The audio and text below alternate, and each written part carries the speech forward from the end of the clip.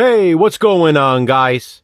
The Horror Man back with the Seldom Seen series, discussing The Hills Have Eyes 3.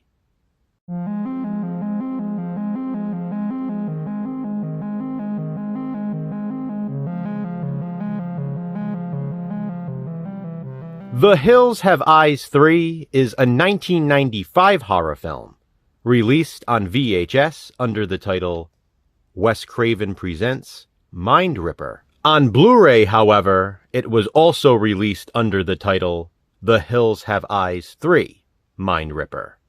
During production, the movie was intended to be the second sequel to Wes Craven's The Hills Have Eyes, following his first sequel, The Hills Have Eyes Part 2. Wes obviously wrote and directed those first two movies, but only presents MINDRIPPER.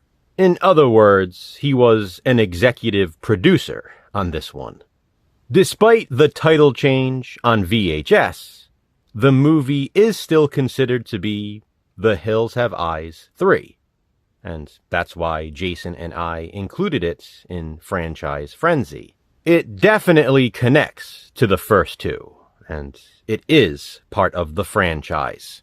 A lot of people probably don't even know that, and many probably don't even know this exists. It wasn't a popular title in horror, although those who have seen it seem to appreciate it for what it is. Despite its 3.9 out of 10 rating on IMDb, MINDRIPPER has a bit of a cult following.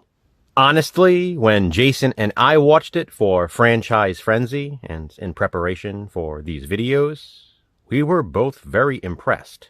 It's a Hills Have Eyes sequel with even more of a slasher aspect. I suppose it is worth noting, though, that Lance Henriksen is allegedly embarrassed about his involvement with this film. It's too bad, because I don't think it's the worst thing he's ever done. Not even close, in fact. A top-secret government experiment goes horribly wrong. The lifeless body of a victim found in the desert hills is taken to a remote outpost.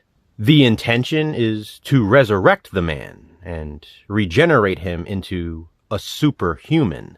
He would be the first in a newly created race of weaponized, murderous beings. But when things don't go as planned, the scientists find themselves trapped inside a locked underground bunker with their self-made killing machine. It's The Hills Have Eyes meets The Terminator, and no one is safe. Wes Craven Presents MINDRIPPER has a great cast, including Lance Henriksen, seen here on the cover, the beautiful Claire Stansfield, John Diehl, the adorable Natasha Gregson Wagner, and MINDRIPPER is the first feature film appearance of Giovanni Ribisi.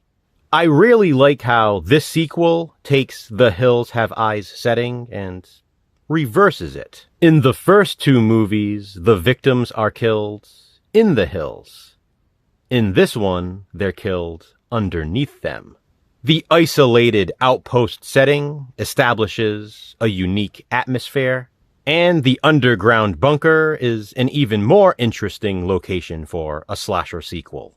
The killer in MINDRIPPER is an absolute monster. There is no stopping this guy. And I love that as viewers, we can question if he was originally a victim of the Hills Have Eyes family clan, or if he himself was one of them. It's definitely a cool dynamic to consider. This VHS, by the way, was released by Warner Vision Films, and it's not all that common. I guess that makes sense, considering this is a seldom seen movie. It's a shame, though, because, as I said, it's actually pretty damn good. I can understand why it has a cult following, and why it was released on disc under the Hills Have Eyes 3 title. In case I haven't made myself clear enough, I really like this movie. But I won't tell you where it ranks in the franchise for me, because that will be coming up soon. For now, instead, I'll just say this. In my opinion, it's a great addition to the Hills Have Eyes franchise, and it deserves more attention. But hey, you may not have even known this existed, but now you do, so hopefully you'll watch it too. But first, please be sure to watch Jason's video to hear his thoughts on MINDRIPPER. Have you seen The Hills Have Eyes 3? If so, what do you think of it? Comment below and let me know. Which seldom seen movie will we discuss next in this series? Check back soon to find out. Until then, remember, physical media matters. Thanks for watching, guys. Hit that thumbs up and be kind. Subscribe.